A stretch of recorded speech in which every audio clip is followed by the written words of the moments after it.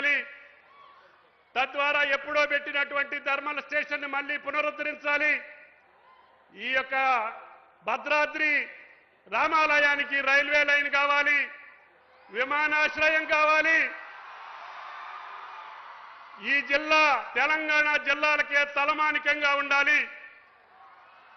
ఈ గిరిజన ప్రజల యొక్క ఆశల కోసం సంపూర్ణ మెజారిటీ ఇచ్చి గౌరవ రేవంత్ రెడ్డి గారిని ముఖ్యమంత్రిని చేయాలనే కోరికతోటి మీరు సంపూర్ణమైనటువంటి మద్దతు ఇచ్చారు. అందుకని ఆయన కూడా ఈ జిల్లా పట్ల సంపూర్ణమైనటువంటి విశ్వాసం, నమ్మకం ఈ జిల్లా ప్రజల పట్ల, మన పట్ల ఉంది. ఈ జిల్లా ప్రజాప్రతినిధుల యొక్క కోరిక మేరకి సీతారామాని అతి కష్టమైనటువంటి సీతారామ ప్రాజెక్టుకి ఆ రోజు నిధులు సమకూర్చకపోయినా భట్టి గారిని, శ్రీనివాసరెడ్డి గారిని, ప్రజాప్రతినిధులందరినీ ఒప్పించి మెప్పించి ముఖ్యమంత్రి గారు ఇంకా 4-5 వేల కోట్ల రూపాయలు అవసరమైన సీతారామాని పూర్తి చేస్తాము, ఈ ఉమ్మడి జిల్లాని సస్యశ్యామలం చేస్తామని చెప్పి 20,000 కోట్ల రూపాయలు ఈ సీతారామకి శాంక్షన్ చేసినటువంటి వ్యక్తి మన ముఖ్యమంత్రి రేవంత్ రెడ్డి గారు అని చెప్పి మీకు ఈ సందర్భంగా మనం చేస్తున్నాం.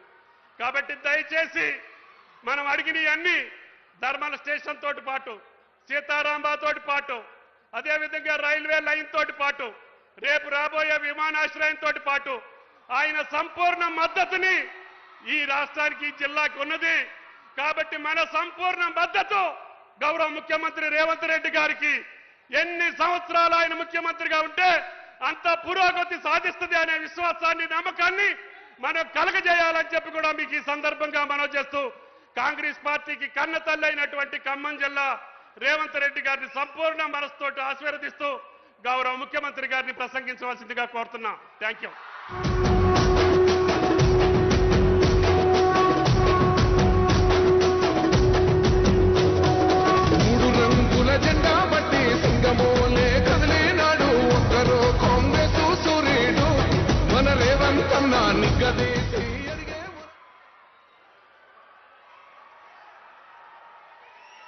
మిత్రులారా, ఈనాడు భద్రాద్రి కొత్తగూడెం జిల్లాలో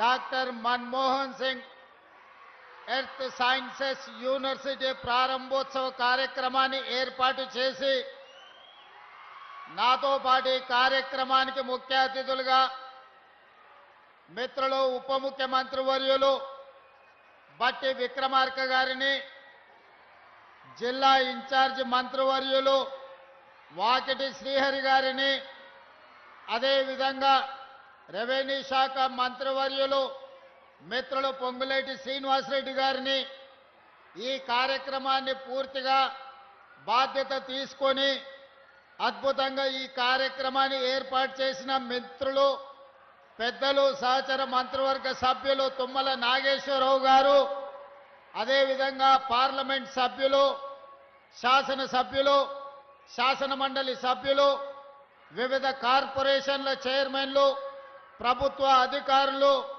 ప్రాణ సమానులైన ప్రజాపాలన ఇందిరమ్మ రాజ్యం తీసుకొచ్చిన వేలాది మంది మా యువ మిత్రులందరికీ కూడా మనస్ఫూర్తిగా అభినందనలు, కృతజ్ఞతలు. మిత్రులారా, ఖమ్మం జిల్లా కాంగ్రెస్ పార్టీకి కంచుకోట.